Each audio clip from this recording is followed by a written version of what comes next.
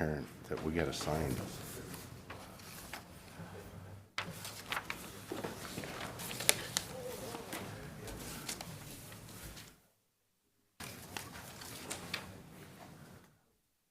See that yet?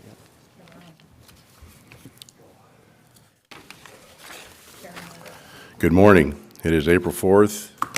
We're here for our regular scheduled Board of Commissioner meeting. We have a full slate of commissioners. We have the new administrator. Welcome, Mr. Gonzalez. It's good to be here. Thank you.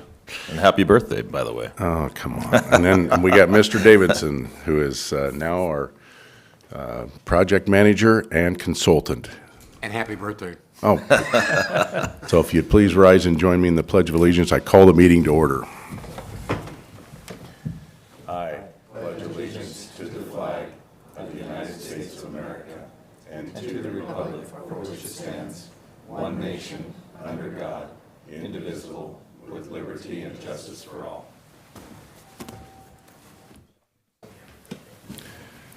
Okay, the first order of business is the approval of 6 minutes, meeting minutes from February 7th, February 14th, February 21st, February 23rd, February 27th, and March 3rd. Is there any additions, corrections? No. I just have one. I think it was on the 23rd, or no, maybe it was the 21st. And my brother's first name starts with a C. My parents named us all with a C, so if we could just make note of that. On the 21st. I think it's the 21st, yeah. And with that, we'll move down to the approval of vouchers. We have two today. Move for approval of fund expenditures in a total amount of $1,240,485.57 as presented, and note that it has been reviewed and signed by two representatives of the Auditor's Office and the County Administrator. Second. There's been a motion and a second. All in favor, say aye. Aye. Aye. Aye. Move for approval of salary clearing payroll and emergency management payroll in a total amount of $967,332.40 as presented, and note that it has been reviewed but signed by two representatives of the Auditor's Office. Second. There's been a motion and a second. All in favor, say aye. Aye. Aye. Moves us down to the consent agenda. There are 4 items on the consent agenda. And at this time, I'd like to pull item 2 from that agenda. So there will be 3 items for consent right now with discussion on 2. Separate item. Mr. Chairman, I'd like to pull item 4 as well. Excuse me? The vouchers were read incorrectly. Do we have the wrong numbers? No, he read the, this, and this is a military.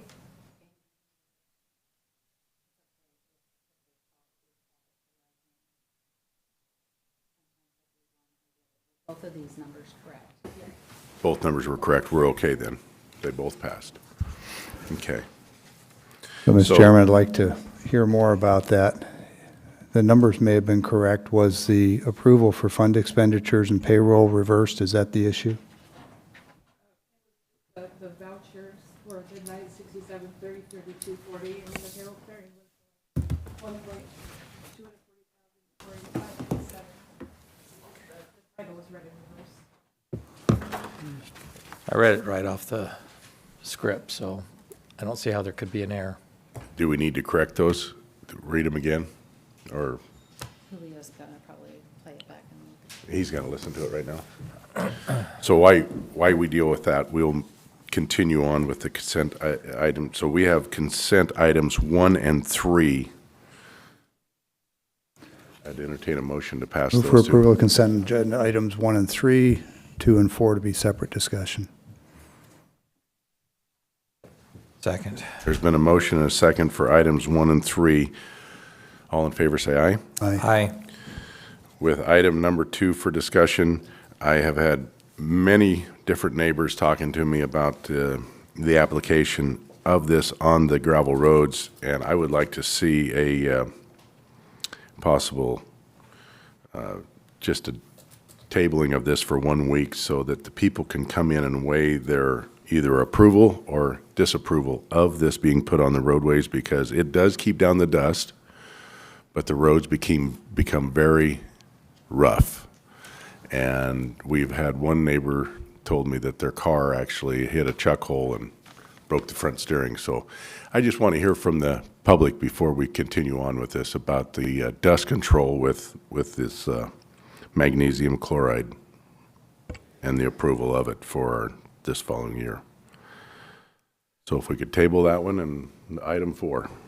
So, Mr. Chairman, I see that our county road engineer is here. I'd be interested in hearing at least preliminary little information from him. This is a practice that we've been doing for decades, and I'd Yeah. like to know what the other side of this looks like if we were not to do this treatment. Is there potential damage and cost to the counties and the roadways? Well, we use the product magnesium chloride as base stabilization, not as a dust abatement. The dust abatement is a plus for us, but it's not the primary reason that we use it. Primary purpose for the magnesium chloride is to stabilize the base and cut down on blading passes on the road. And we found it to be effective at it. Now, it is very highly weather dependent, so some years it behaves better than others, but for the most part, we find a great benefit to using the product. So I encourage you to go drive Dayton Road. It hasn't been bladed, and I drove it with the neighbor that is complaining. Now, we've had some other neighbors say they like the fact that it keeps the dust down. I'm not saying it doesn't secure the road, as you're saying, but drive it, That perhaps is another issue, and I will look into that. please. Dayton Road. I drove it. Thank you.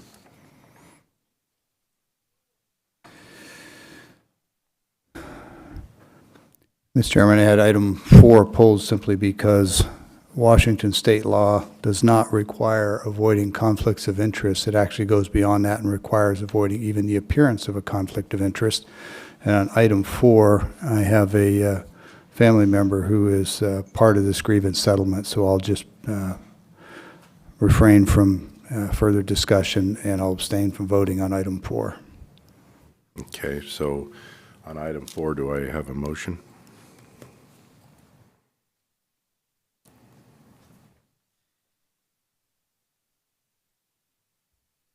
Motion to approve, or I'll make the motion to approve Resolution 2023-0107, inclement weather closure grievance settlement.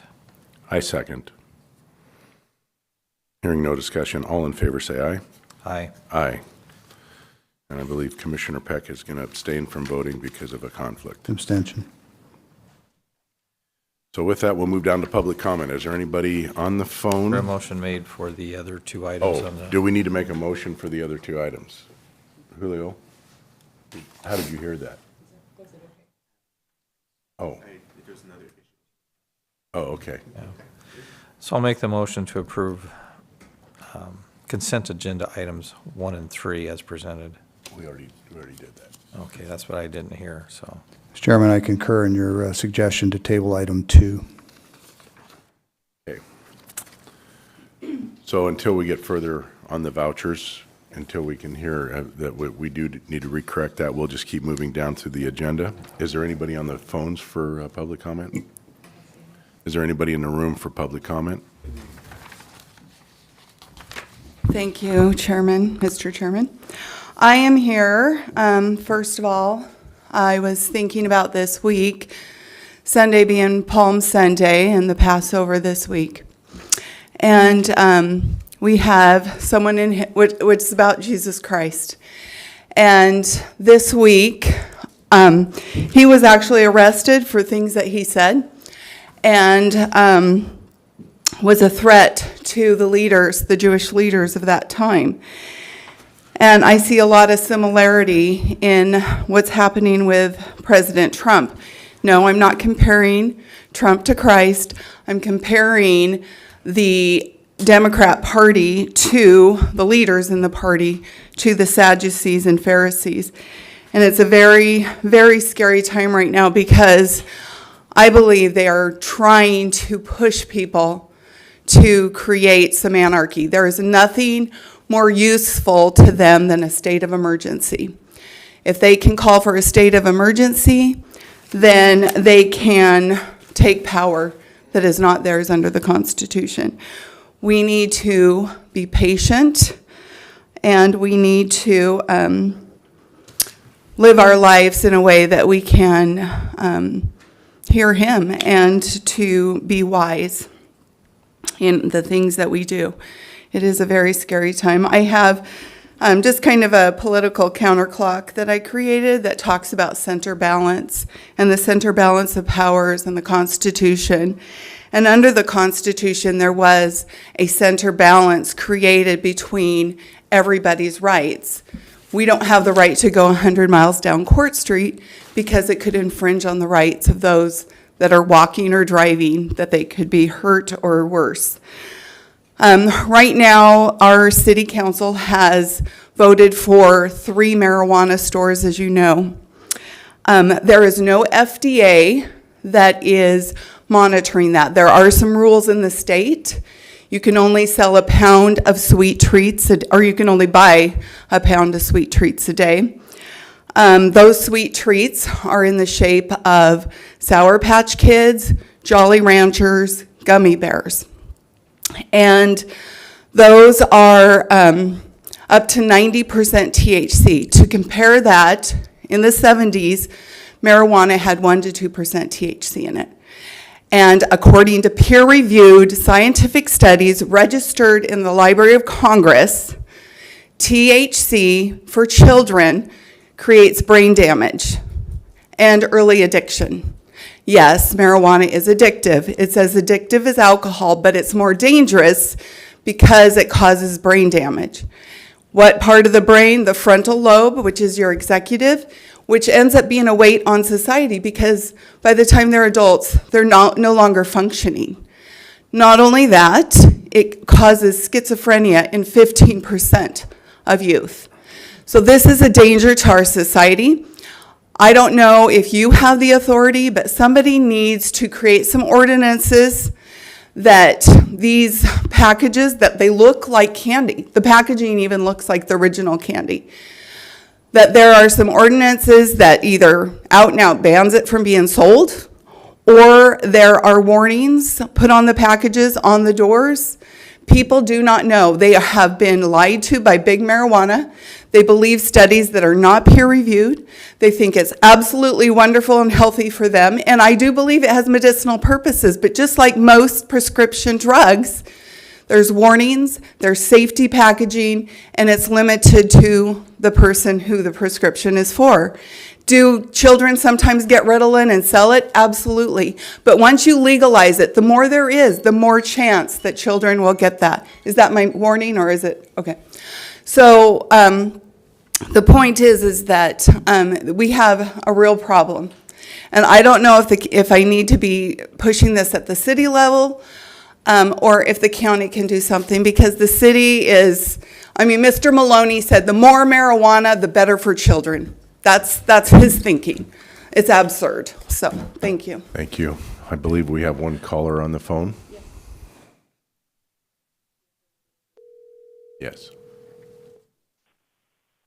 Caller, you have 3 minutes. Yeah, okay, so I would like to read this. This is another Tri-City Herald.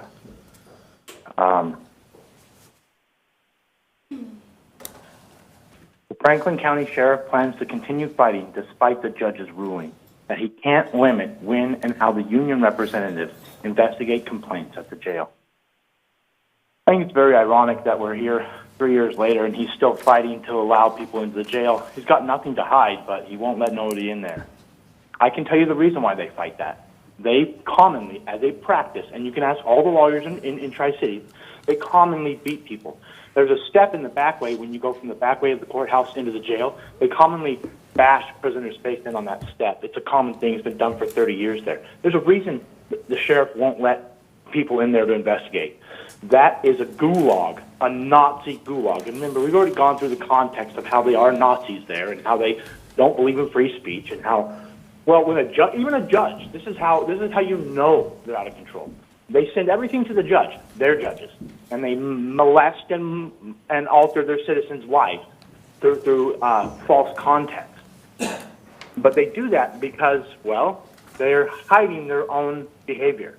There's no video of when the prisoner died 3 months ago. There's no video of when Ramos and the Pasco City Police shot the hostage. There's none of those videos because they'll randomly just delete those. We didn't think those were valuable because they showed us guilty. You have a problem in Franklin County and Pasco. They've been operating like a town who beats black people for 100 years. Just look at the history. Ask Stan Woody, a recognized counselor, a previous police officer in Connell. They commonly used to say, let's go round up the NIGG blank ERS. When it was a slow night, they just say, let's go round up some, honkies over on the other side of the track. And it's a common practice, and it's been carried through from generation to generation. And the sheriff won't allow people in their jail because, well, marijuana's bad. Oh my God, marijuana. But the worst thing ever in any human society, ever in all history, is an unchecked power. And that's what the sheriff is fighting to keep, an unchecked power. Wake up, citizens. These people will kill any minority, anybody who stands up against them. And don't forget, local Mormons take over local government and murder their brethren. And LaWanda Hatch knows that. Have a good day. Merry Christmas. Is there anybody else for public comment? Yes, I just want to identify the gentleman that just spoke also was arrested for shooting guns off of his roof in the city of Burbank. So the man can call out my name. I'm not calling out his name, but this is not a good person. Good morning, Commissioners. Mike, congratulations on being our new county administrator. And Dwayne, thank you for staying and helping make the transition go well. Two things for you today. Excuse me.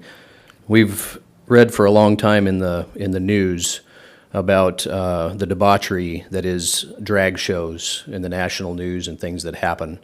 And it appears that it has now come to our door. Next Sunday morning, one of the most sacred Sunday mornings on the Christian calendar, Easter Sunday, in Richland, there's going to be a drag show that is targeting our community and our children. And they're inviting children to this. And an interesting question is not why would parents try to get their children to go to see this kind of debauchery, but why would the people that are putting on this show want to have an audience with children? I think that's a more important question and a really sad question, quite frankly. And there's two of them, I guess. I believe there's one this Wednesday in Pasco here, right here in downtown. But next Sunday morning, a drag show, trying to convince people to go to a drag show instead of go to an Easter service. So thank you for your representation of us, trying to protect our community. My second comment would be, it's really sad that our sheriff is being accused of beating inmates consistently and of running a Nazi gulag. Whatever your disagreements are with our sheriff, that is despicable to accuse him of that and to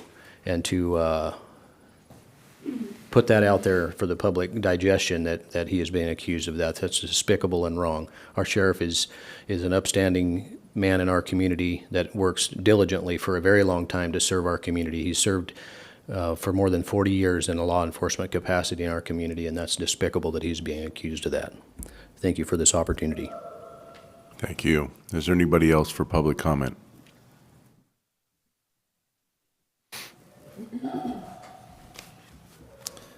Yeah, just a couple of things.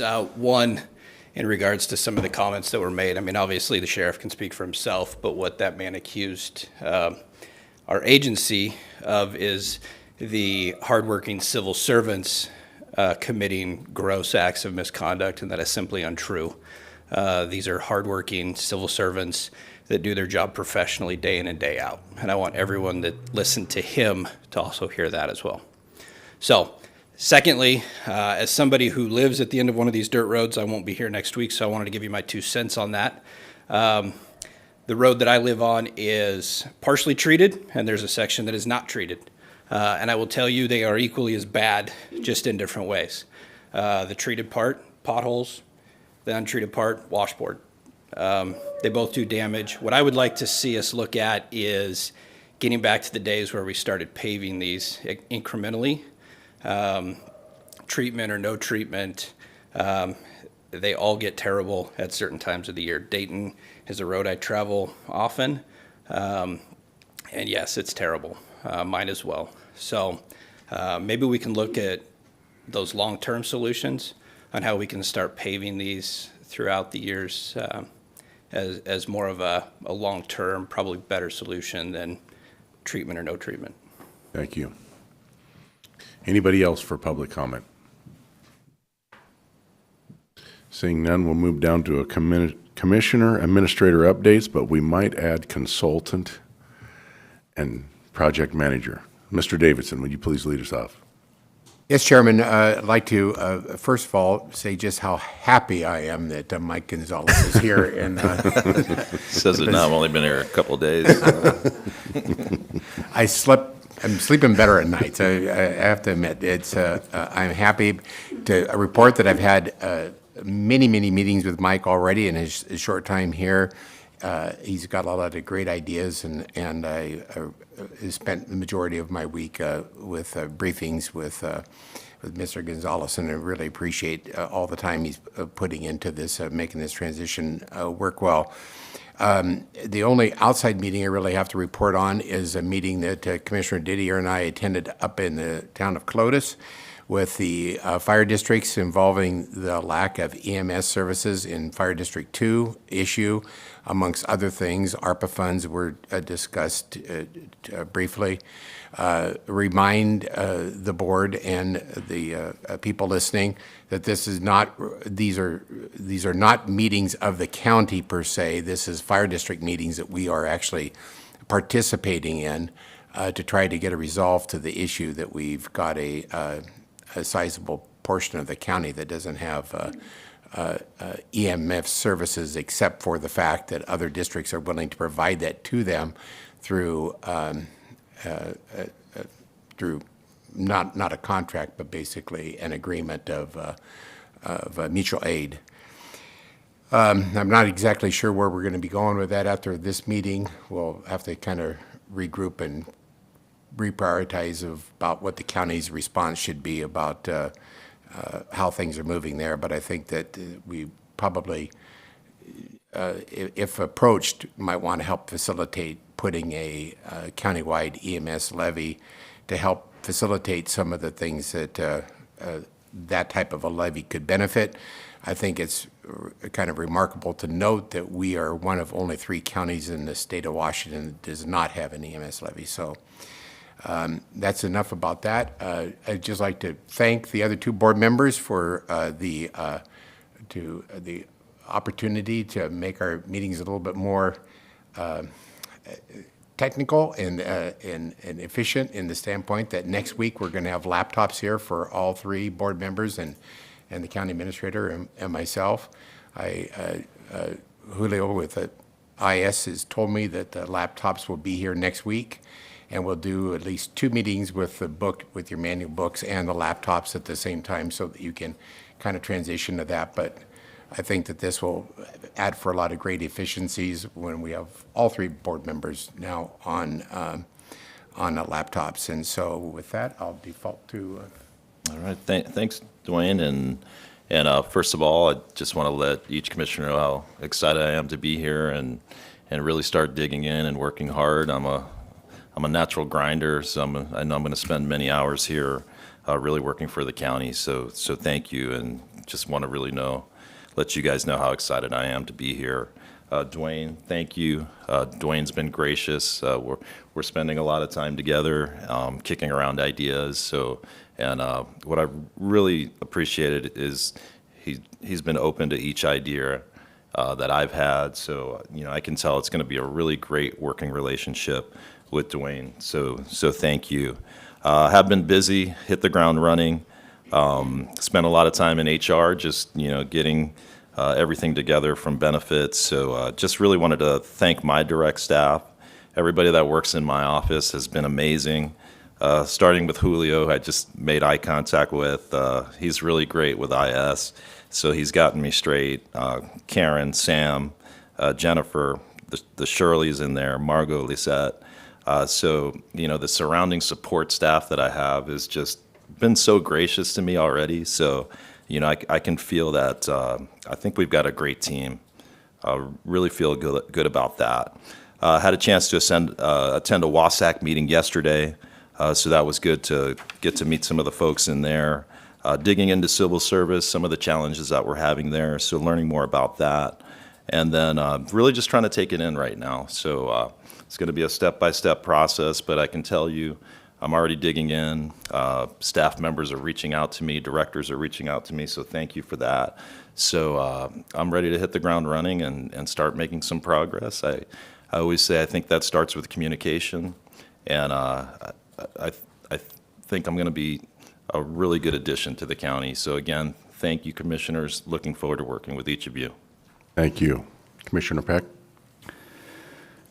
So attended the Legislative Steering Committee for the State Association of Counties last week, Wednesday, Thursday in Olympia. We are nearing another cutoff this Friday out of fiscal committees. The number of bills is winding down. There still are a number that are of significant concern to counties, and that information is available through a variety of means, including offline. It would take most of the meeting to go through them today, so I won't. The WASAC virtual meeting yesterday was on a NACO proposal that came about last fall, and it's a long discussion, but in a nutshell, it is to ask the counties of the several western states, Idaho, Montana, Washington, potentially Oregon, California, but even that is up in the air. But the federal government has authorized something in the order of $66 million that is akin to impacted lands, PILT monies, and they're going to ask the counties to each offer up voluntarily 1% of that windfall money that we'll likely never see again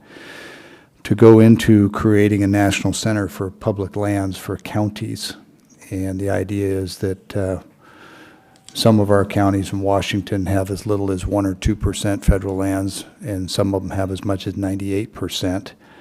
And the impacts on those lands and the tax base is pretty devastating for some of those counties. Think Skamania, for example, I think is 90, 95, 98%. And the idea is to take 1% of this windfall money from the federal government and create a center that will defend counties' interests when we're seeking payment in lieu of taxes for federal and state-held lands, but predominantly federal. So it's a deep subject that would probably take half a day. But I wanted to introduce the topic and just let our new county administrator and consultant know that this is a question that really needs to come before this body, probably no later than next week, for a decision as to whether or not we're willing to sign up to the 1%. Franklin County's share of these federal dollars is probably on the order of $150,000 to $155,000, I would guess, from memory. So our contribution would be something on the order of $15,000. I think it's a good investment, and look forward to having that discussion and hopefully a decision at next week's meeting. I'd like to step back for a moment on the discussion about fire districts. I don't know if we want to have this conversation now, Chairman, or somewhere else in the agenda today, but somewhere it sounds like somebody has decided that Franklin County is going to facilitate a county-wide levy. That's a Board of Commissioners decision, and I don't recall this board voting to pursue a county-wide tax on our citizens for a levy when 75% of our population in the city of Pasco already pays an ambulance fee EMS levy in the city limits. And if the information is as briefed at the original meeting in Connell, which was a proper board meeting, that would take $1.5 million away from the city of Pasco. And based on information I received from our auditor on the median home values in Pasco, it would be a tax increase on a majority of citizens living in Pasco. So there's a lot of impacts there, but I'm especially concerned after Mr. Davidson telling me a few weeks back that there was no longer any plan to pursue a countywide levy, and now I hear that one commissioner, you have gone to a meeting and a decision apparently has been made to pursue, that was I think the word you used, a countywide levy. So I'm looking forward to having that conversation and finding out where we are really at. Thank you. Commissioner Mullen? So last week had the Washington Highway Users Federation legislative briefing. Also had the Metro Executive Board meeting, and financially, the Metro is in good standing. There's a couple empty positions, and also was approved the narcotics analyzer. And this can be used to identify drugs either through plastic bags, glass jars, and it creates a non-contact, non-destructive sampling of what it may be perceived to be drugs. And this will increase the officer safety in the field, and it also reduces potential contamination. Also had the disability board meeting this last week, and also I had the opportunity, spent overnight at Lourdes, and I just want to say that if you have any questions about the need for mental health facility here in the Tri-Cities, you should go down there and spend the night. I could not have been more impressed by the staffing at Lourdes and the situations that they're put under and the conditions that they're working in. Could not be more impressed with their services. They did an excellent job in some very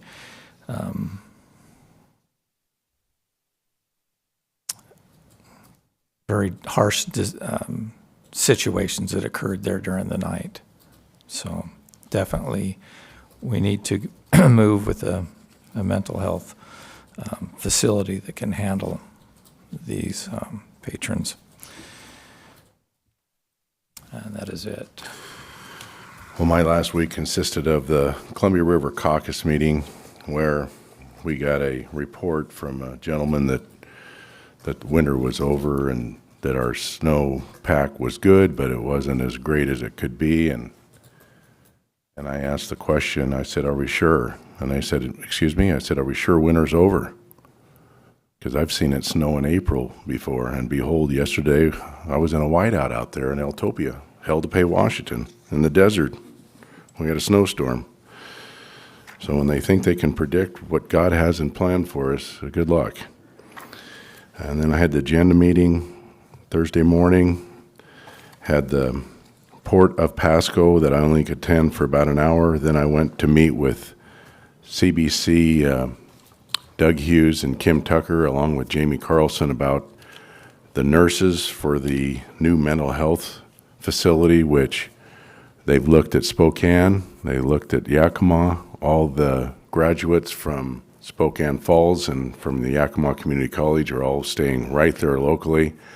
We have nothing as far as nurses here in our area, and they looked at this 5 years ago, and they're looking at it again to bring back the credentials they need to be able to work at a mental health and abuse facility. So it's looking up that CBC may be putting that into place, and then we've scheduled a meeting with WSU to further it so that they can become an instructor, because we need instructors to be able to teach this. Then we had the Colotis EMS meeting, and that was a very difficult meeting because the people up there are feeling like they're left out, but we assured them they're not, because we're covering Colotis right now with Hospital District 1 and Hospital District 3 at no expense to them. The patrons of Hospital District 1 and Hospital District 3 are incurring the costs of supplies and the physicians to go, or the health managers to go out there to tend to anybody that has an ambulance call. And we're asking them to please look into creating their own so that they can suffice their own area. And it really didn't go that far.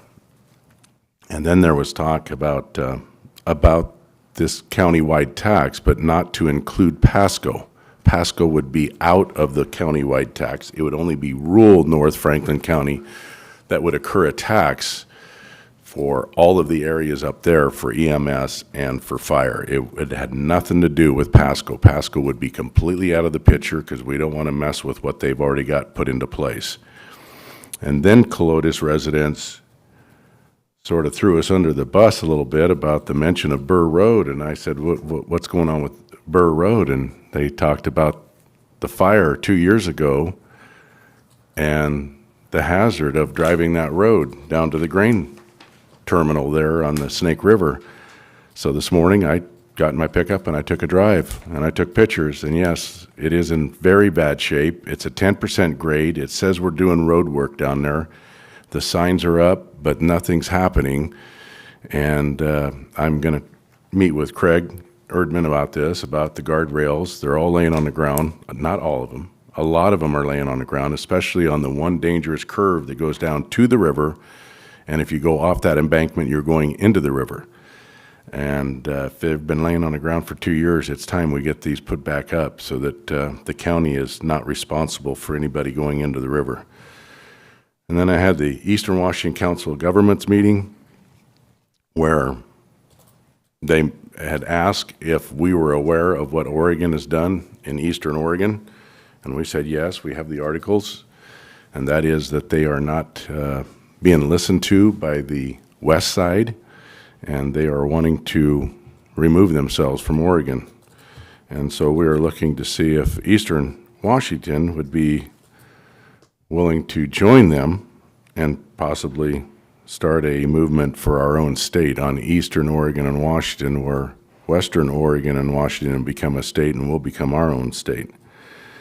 Housing Authority was canceled, and I got a call from a businessman down in Pasco, Cubby's Electric, and I asked Mr. Davidson to go with me down there. They're very upset because they have a business, and he's a Vietnam veteran, and for the past few years has fought for his life. He had a heart problem. They amputated both of his legs. He's back down at the office. His wife is now going through cancer. His son is running the business. They have done, what did they say, Dwayne? How many millions of dollars they've done in taxes that they've paid? And they are looking to buy this building, but they're running into a roadblock with the Economic Development Board. And I understand Commissioner Peck is on that, and I'd really ask him to please go down and meet with the family and see if there's anything he can do for them. Then I talked to Joe Schmick, who called me with good news that EMS may be granted $500,000. It went through the House, State Olympia House, that $500,000 will be given to EMS 1 for all the ambulance calls to Coyote Ridge. Luckily, they had the documentation that said that they were only going to have one call a month, but they are averaging 5 calls a week. So again, this is depleting. Our volunteers are getting tired. Our resources are getting depleted, and we need help from the state because this ambulance is for the people who live here, not a penitentiary that's been put out in that county. And then on that road work out there, that's, Mr. Erdman, I'd like to meet with you on that and see where we're at on that and see what we can do about those guardrails, about getting those back up. Okay, if you would like to right now, please.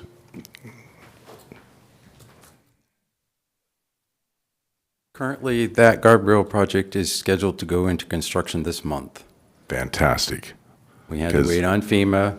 There has been very little, if no, accident history on that road. I realize it looks bad, but we've done everything to keep it safe while we got the funding to put the guardrail in, and it should be in hopefully this month or next. Good deal. Now, are we going back in with wood, or are we going to use iron? Steel post. Yes. I was going to suggest that we don't have to do this again. Let's hammer Yes, some sir. steel in there.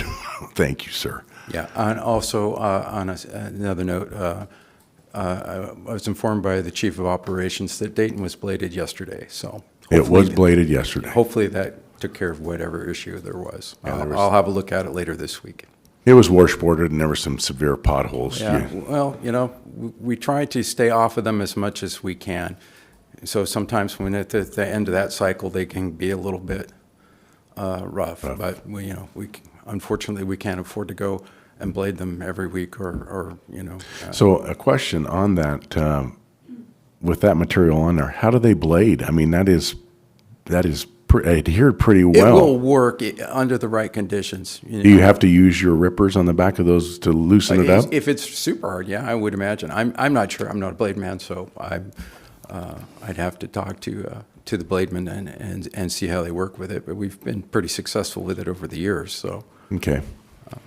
Well, I'll go drive it again. It's not far from my house, so. yeah. Hopefully it take care of the issues. I'll try and get out there and have a look at it sometime this week. Thank you.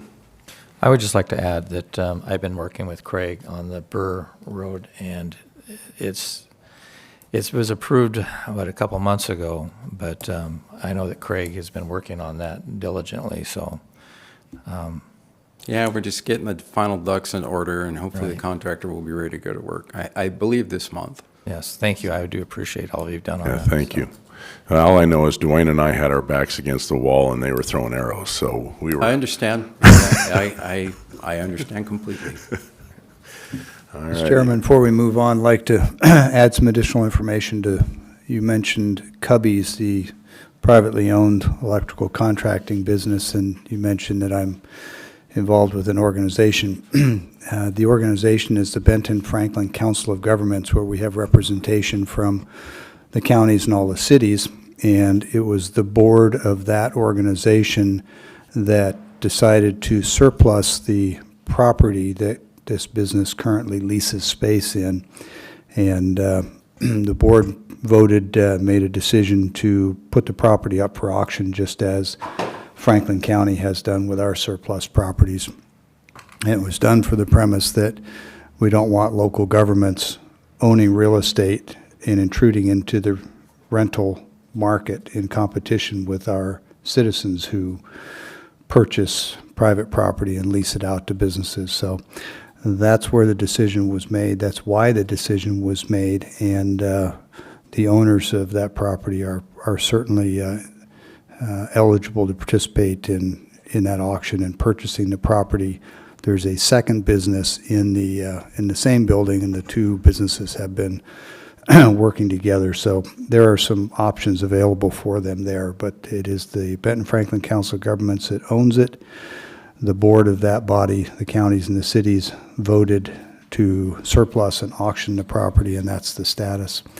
I do want to also thank you for clarifying the EMS levy, that Pasco is out, and that when the term a county-wide levy was used, it really meant unincorporated Franklin County, because of course Pasco is in the county. So I appreciate that clarification very much. With respect to EMS funds and Representative Schmick, the $500,000 for Coyote Ridge, that's great news. I would note that Colotus is really hammered by calls to Palouse Falls, and I'd like to put forward the idea that this board and anyone else we can get to join us work aggressively with our 9th, 8th, and even 15th legislators to make the state responsible for not some, but all of the costs of these emergency calls out to those state-owned facilities, Coyote Ridge and Palouse Falls. There's no reason why the citizens of Franklin County should have to be subsidizing emergency services to state parks and facilities in that manner. And that's I think the majority of the cost that Colotis is incurring and district fire and EMS districts up north are incurring, and they shouldn't have to bear that burden. I think that's all I want to add. Thank you. Well, to that, I'll add that Colotis doesn't have EMS, so it's basically Fire District 3, or EMS 3, and Walla Walla. And yes, they got to have ropes, they got to have people that can handle that, train for it, to go down and rescue these people at Palouse Falls. And then I was told at our Colotis meeting that actually Palouse Falls itself is in Walla Walla County, the falls itself. But yeah, we're held responsible for it. So that's amazing. Now on the Cubby's Electric, that was auctioned off once before, and Knights bought it, but they failed to make the down payment. And that's why I'd encourage you to go down and talk to the family that owns Cubby's, because they're willing to accept that same minimum bid of $325 that was already auctioned off once. They have the money to pay for it outright without going to auction again. And I think it might be a savings for everybody if they were able to accept that. The reason why they didn't bid on it, they didn't want to get in a bidding war with Knights, and therefore they stayed out of the picture, and they were going to work with Knights, but they didn't come forward with their down payment. So I don't know if that's even feasible, but I think it'd be something that would be willing to be looked at for the future. We'd be happy to look at it. As you know, I'm chairman of that organization, and the information you've just briefed is inconsistent with what the board was briefed, so I'll find out where the disconnect is. I don't believe that it was previously auctioned, but I'll find out what the truth of the matter is. Appreciate you bringing it up. Mr. Davidson? I just want to basically state, it's not my intent to try to exclude the board at all in any of these decisions making about the EMS. We did have a meeting involving the commissioners up at Connell, where it was decided, even up at Connell, the discussion at that point from Connell on has been that Pasco would always be excluded from this levy. I do use a term, because I think it's correct, to use the word countywide with exclusions. I think that's how it's presented. It says countywide with exclusions, and we would exclude Pasco just like Seattle's excluded from the King County countywide. I discussed that at a previous meeting. We're basically workshopping this with the experts in the field, with the fire districts, and when we get a consensus, I will, of course, working with our new county administrator, will ask for an additional board meeting to get authorization. I'm sure that the county auditor won't accept a ballot measure by just because a county consultant said so. I'm going to include the board. So. Thank you. Okay. I'd just like to add too, recently, a few weeks ago, I took a tour of the Franklin County Jail, and I can say I couldn't be more impressed with the staff, with the cleanliness of the jail. I think they're doing an outstanding job out there. I truly it more than exceeded my expectations of what the jail looked like on the inside. Thank you. All righty. So with that, we'll move down to, we're going to redo the vouchers to make sure we have it on the record correctly. It was correct. It was correct. It was correct. Good job, Rocky. Okay. Good job. I knew it was right.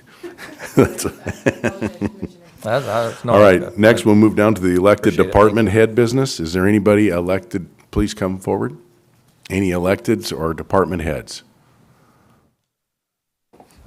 Thank you, Mr. Chair. You moved. And happy birthday. Welcome, Mike. It's Thank good you. to have you on board. I just wanted to give a quick update on Gallagher. We have a contract with them, which seems to be a moving target. So basically, the board passed the resolution last week, and about 2 minutes after that, after I got back to my desk, Gallagher had revised the contract. So it's now with legal, it's nothing substantive from an HR standpoint, it's just legalese going back and forth, so I don't expect there to be a big problem. We have met, the smaller team is about to meet, the large team did meet, and basically, I know there's some question about the waiver. The waiver was something that I requested. So what it is if you're going to get raw data, according to one of the references, they said you need a waiver. So I requested it initially, and then I got to talking with Eric, who's the project manager, and he said, since you're supplying most of the county data, if not all of it, through links to those county websites, he didn't see really the need for it. We're going to do it anyhow just as a protective measure, but I don't think we need the waiver. It's for antitrust purposes, so that I don't say to Grant County, oh yes, we're going to collude with you and only go with your salary survey. So anyhow, that's what that's about. And so basically that's it on the Gallagher. Thank you. Yeah.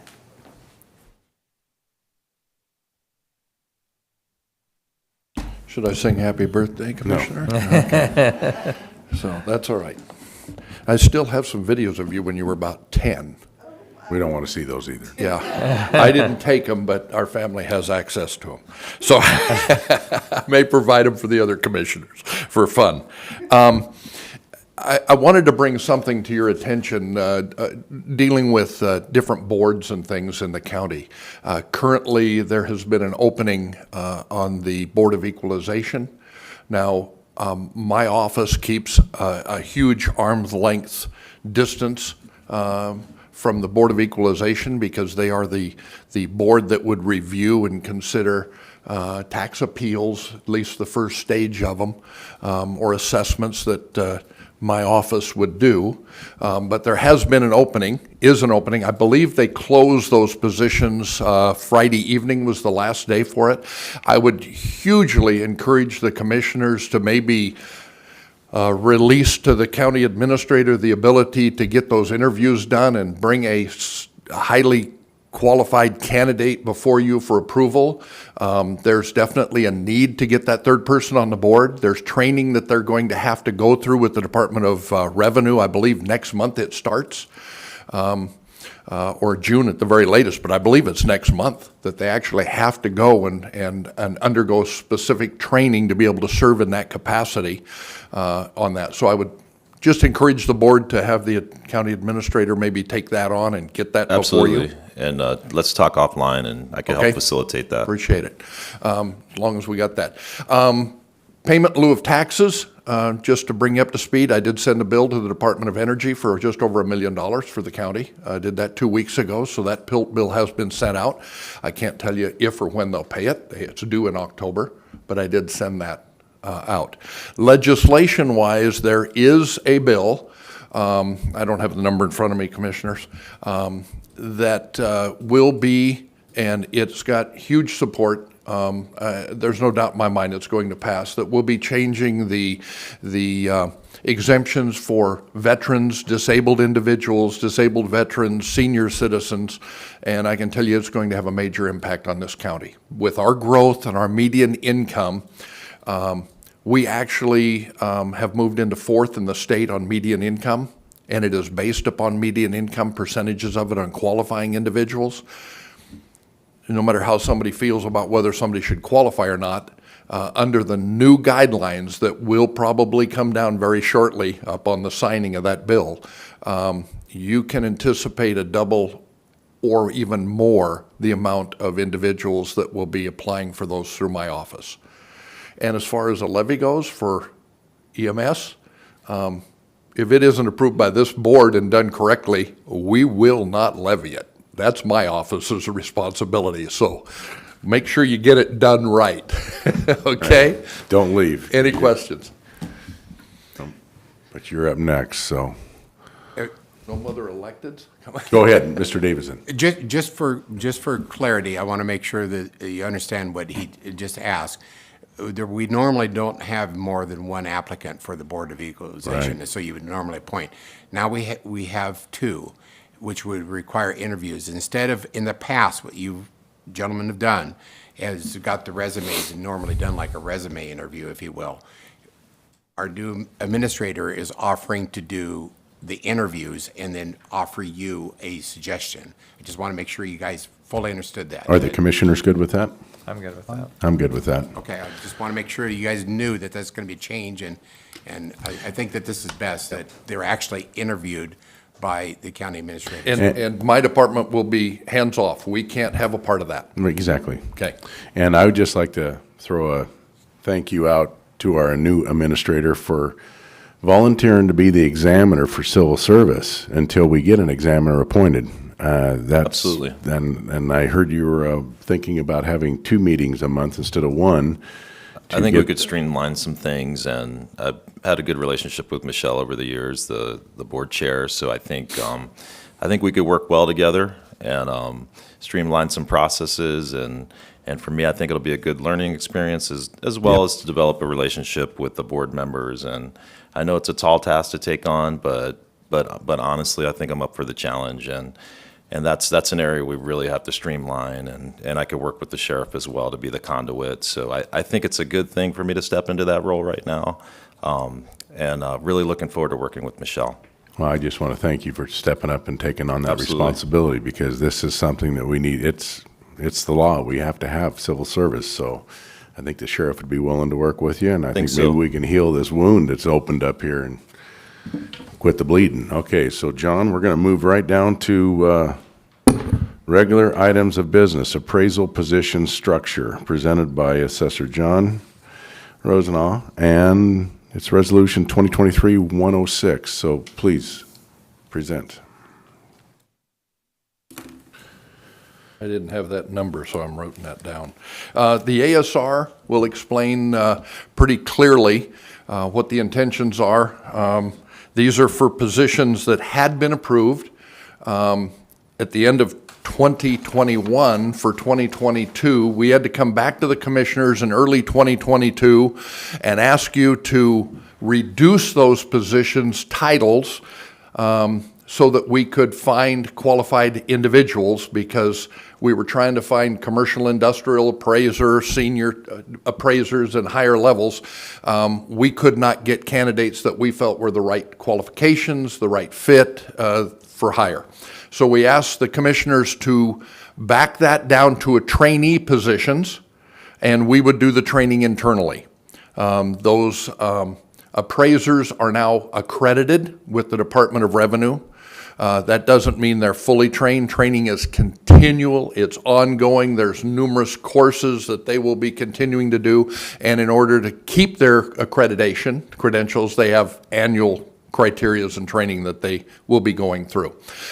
We need to get those positions back to what they were intended at the very beginning in the budget for the beginning of 2022, so that we can get those people, not adding staff, but using current staff, get 2 of the people moved into the upper level so that we can start to use them for commercial, industrial, statistical analysts, the positions that we can't work them in at their current level without certainly violating the union contracts. So we need to get those positions back into what they were intended for in the first place, since we've gotten the training done.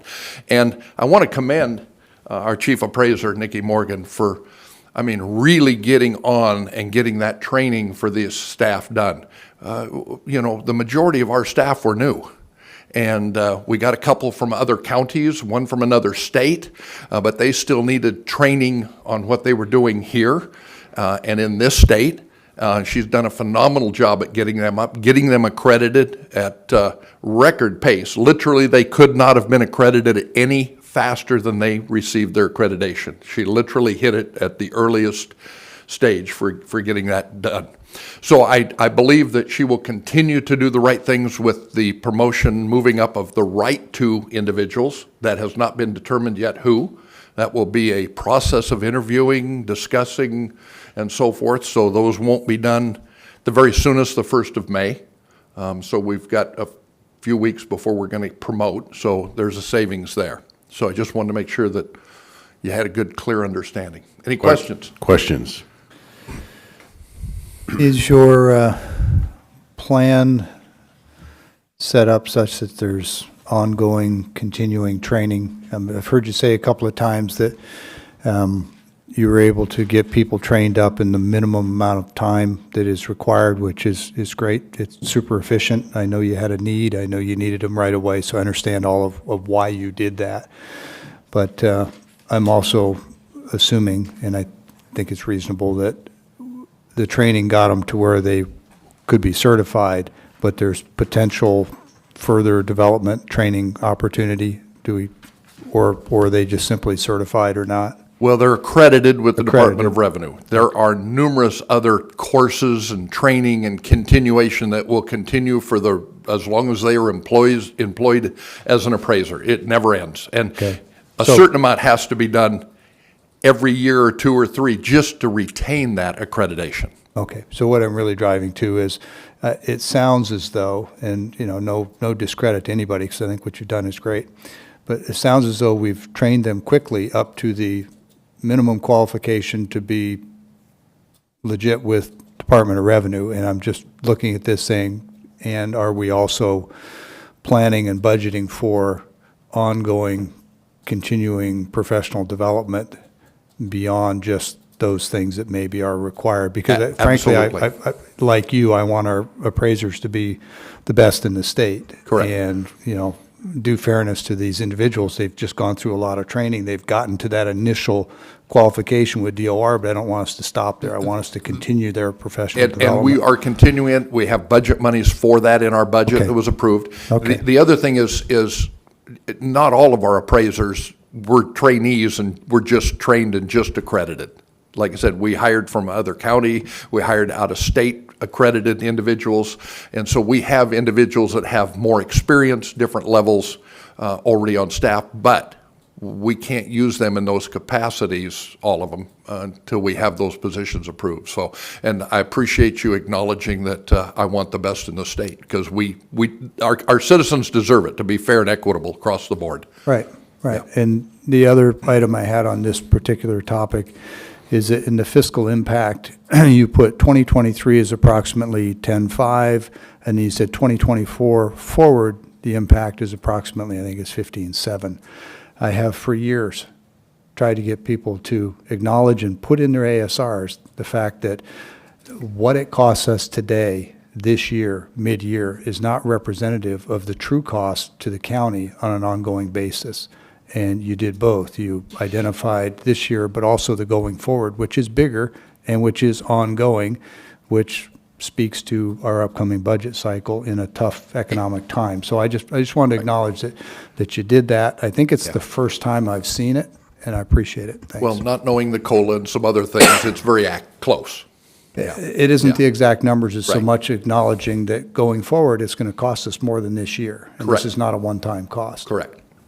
Thanks. Now, if I can mention, though, we did turn back in over $38,000 last year out of our personnel budget because we did not use that budgeted money for those positions initially. We stepped back to trainee positions.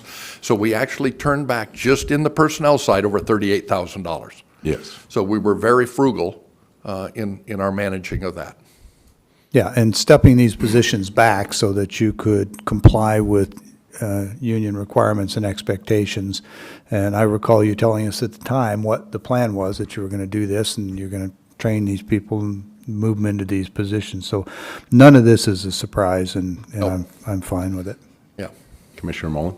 No, I just want to say thank you for the job that you've done on that, because common sense, it's pretty simple that you couldn't fill the position, so you created 2 training positions, and now you want to fulfill the other one, so. Well, I'll thank pass that on to our chief appraiser. you. All right, thank you. Yeah. So, John, that's one of the questions I had. You saved 38, and this is a total of 25.5. So actually, the county in the 2 years added together, so we're still ahead. How far are we behind in our commercial appraisals? We're just starting new construction heavy right now. Nikki, do you have an answer? I mean, I can't say behind. I mean, we certainly, not I just know we're commercial on everything. We couldn't get to a bunch of them last year. Yeah, so that's what I'm asking. How far are we behind? And 3 questions. How far are we behind? Funds to the county by having these positions. How much funds are you going to create through the analysis that you're doing on these commercial properties?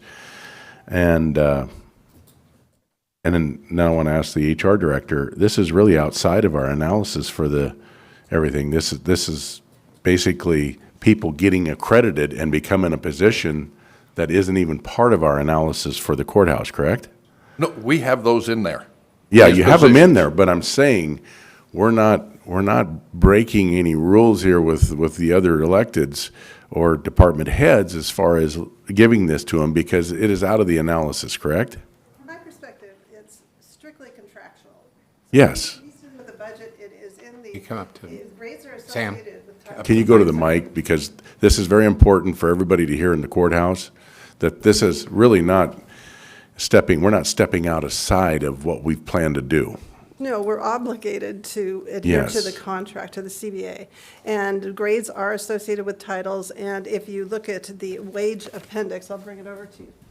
You can see very clearly that the trainee is at a 14, and the positions that he's talking about are 16 and 17. So basically, if they're going to do that work, we're obligated to pay them at that.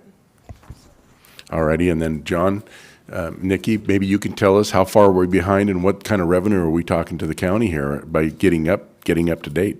As of right now, we are not behind on commercial valuation not. because I have been completing it all myself. So going forward, it will be unsustainable for me to continue to do it at that level.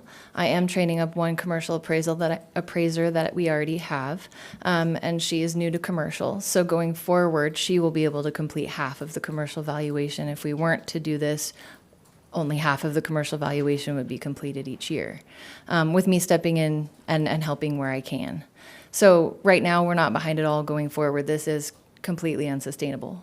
Well, I have to say, good job keeping And up we're with just it. starting new construction now. We're Correct. just moving into that phase But right now. I just got to say, great job for keeping up with the pace of Franklin County with what's coming in here and what's happened. That's an incredible job, Nikki. Thank you. Yeah. So, and we've got a lot more challenges. As far as the amount of revenue to the county, if we take a look at 2020, that was 240-some million in new construction. 2021 was 260 million in new construction. So if you figure, the county's budget, those 2 years received, say, 240,000, 260,000 for the county share, not all taxing districts, just the county share. Right. Okay, 200-some thousand just for that year's work on new construction. Last year was over 560 million, so the county received over $500,000 last year just in the new construction. That's not taxing districts. Right. If you take the city of Pasco and the school districts and everything else, we're talking about several $1 million that were given to the taxing districts in new construction alone because we were able to get out there and get it. And I've already mentioned to the board, there was about 1,300 parcels that we did not get to low end, stuff under 25,000. I mentioned that to you. I broke that down. The big commercial, industrial stuff, we focused hard on it. Nikki has a lot of vacation coming, because she did not take any. Her annual trip did not get done, did it? So there was a lot, and so did the other staff. So, as far as just in that 1 year's difference, there was over $300,000 more into the county's coffers, not other taxing districts. We're talking about just last year alone was several million because we did new construction. If we don't do it, you're still going to budget what you're going to budget in many ways in your budgets.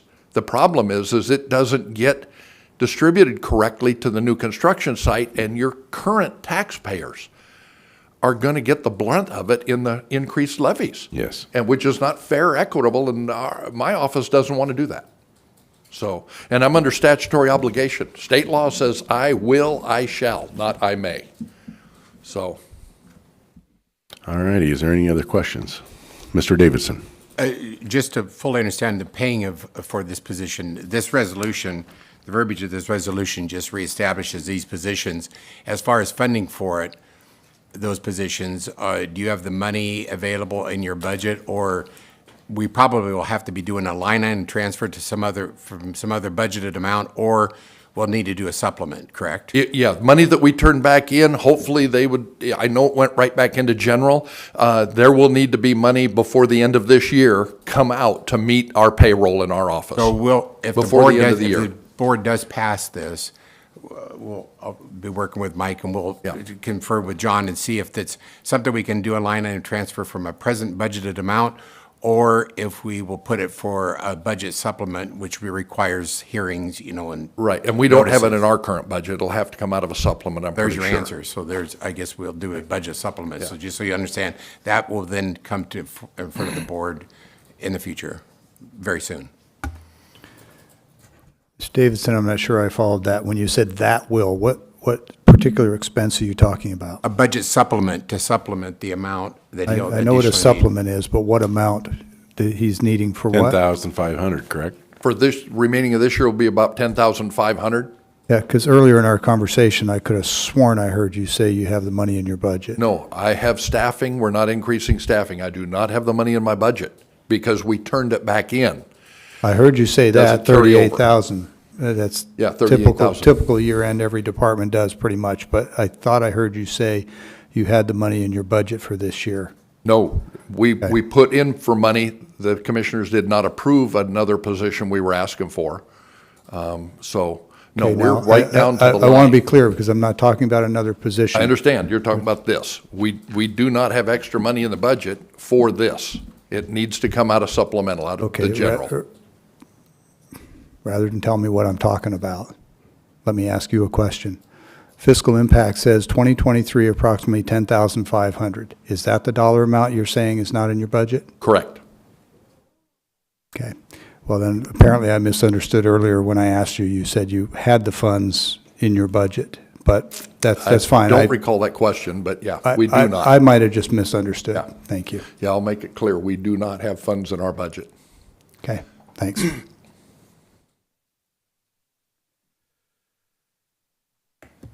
Any other questions? No other questions for me. Hearing none, I'll entertain a motion. Move for approval of Resolution 2023-106 as presented. Second?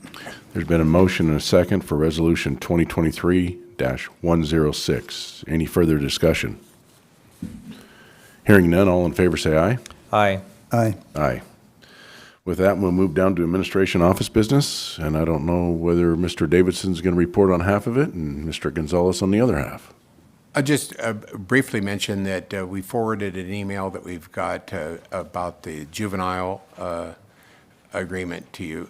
Board, just please be aware of that because we're in kind of a time frame. We'll be bringing that forward again very soon. It looks like they've made some modifications, and so please take a note of that when you can. Mr. Gonzalez. Yeah, the only other thing to report on my side is I've been working with our clerk, Karen Milham, on some digital solutions, and I know you guys already know that we're going paperless this next week, so I think everybody's really excited about that. And, just bringing some of the expertise over from the city of Pasco, I've been talking to IS a little bit about perhaps probably not a short-term solution, but bringing something called Civic Web to the county eventually, and that's a digital solution for our agendas. And what that does is, rather than having the big books and changing them every time, it's really an accountability piece where, as an agenda item is put into the queue, it's approved by either directors and all the way up the chain. So we're going to look into that. So really excited about that, and really excited about the digital solutions that we're already bringing to the table. All righty, thank you.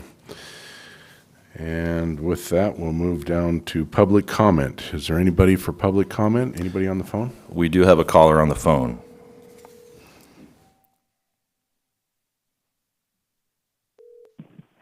You have 3 minutes.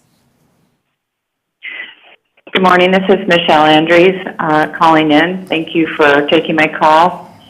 With regard to the EMS services, one of the models you might consider is similar to what Walla Walla does. Granted, it's a high-risk penitentiary, but they have their own hospital and ambulance services built within it. My husband was on the electrical contract to make that happen.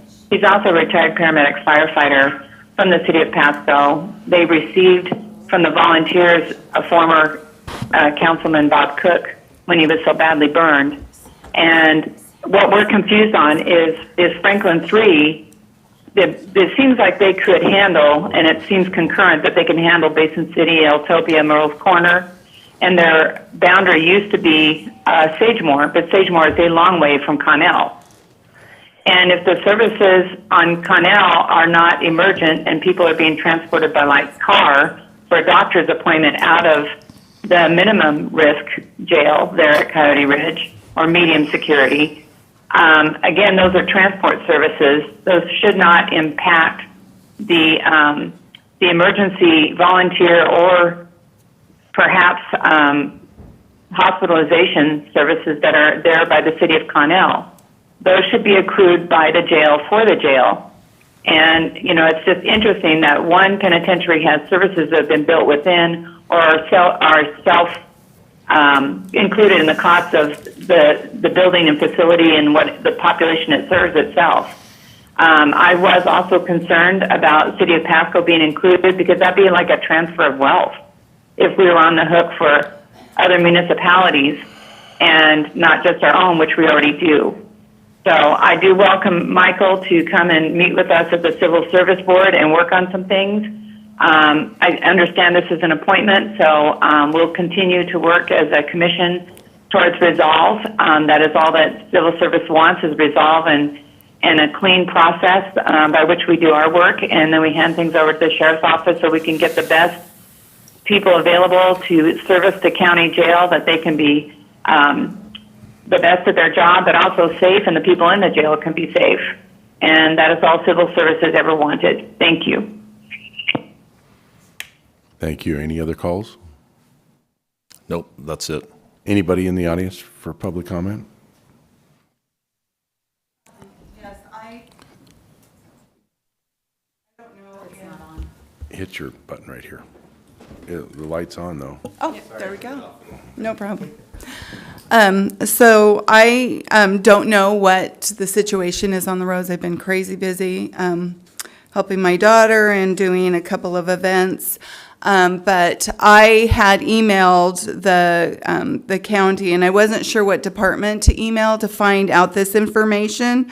So I did speak to Commissioner Mullen, my commissioner, and he said he was going to look into what happened on that. But the three things that I am requested records for, so I'll point this to Mr. Gonzalez.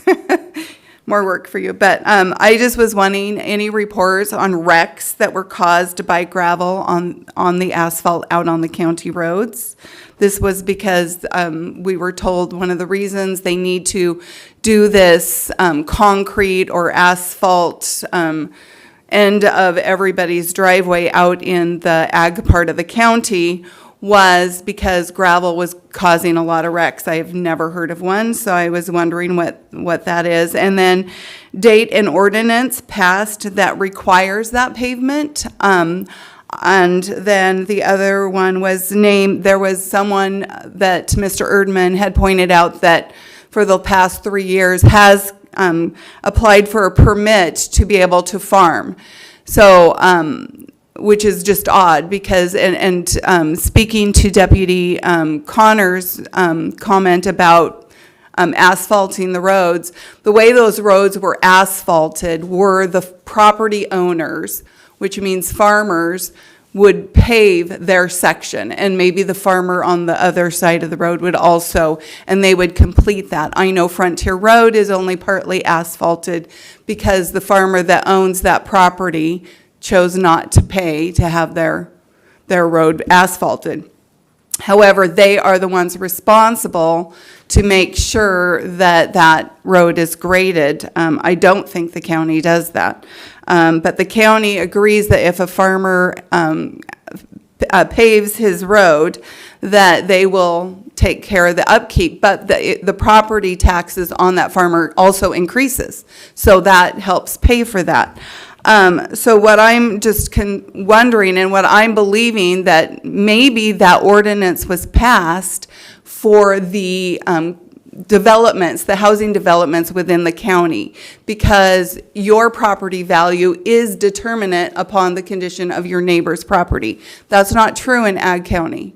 And in fact, our shoulders on the county roads that the farmers asphalt are soft shoulders. They're all gravel and dirt. So actually where the gravel roadways butt up against that, those shoulders are actually strengthened, and you don't get the crumbling of the edges of the asphalt as you do on the soft shoulders. For an example, a combine's coming down the road. I've got to get on the soft shoulder to be able to let them pass. I don't want them getting on the soft shoulder because that it could tip over and they could be killed. So I do that. A lot of people do that, and that wears away at the soft shoulder. If there's a driveway that's a gravel driveway, I can pull over there, and it's much safer, and I don't do damage to the road. So I was just wondering if I could get that information so I can clarify what's happened. So thank you. Thank you. Anybody else for public comment? So before we move into closed session, I'd just like to make a comment that I've got, and I think every commissioner got it from Janae Parent, about we need to have a resolution signed about the addition to our health board. So we'll look forward to that next meeting, getting that on the agenda so we can get that resolution signed. Benton County's already signed theirs, and we need to get ours signed. So with that, we'll move into closed session with our help me out here. Okay, and it's under RCW 42.30.110, section 1, subsection I, for 5 minutes. So at this time, we'll recess into closed session with our HR director. Thank you.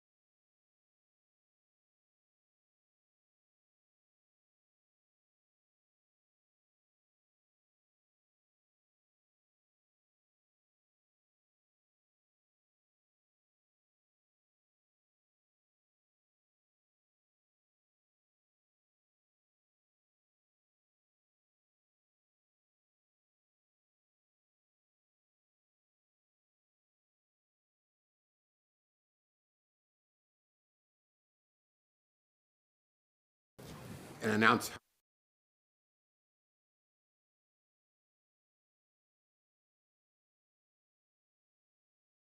Are we good? We just need to correct. Okay, we made the wrong announcement when we went into closed session, so we are going to recess into closed session under RCW 42.30.140, Section 4, contract negotiations for 5 minutes. At this time, we'll recess into closed session.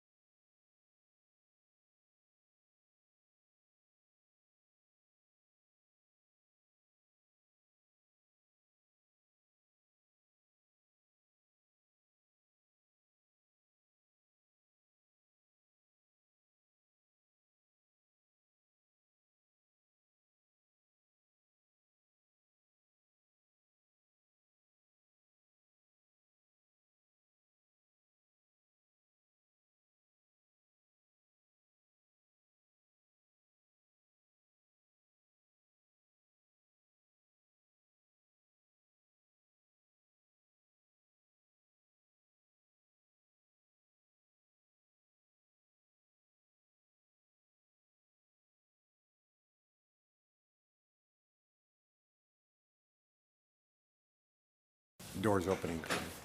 Fine. All right, we're out of closed session. We're back to regular session. Is there any other business for the good of the county?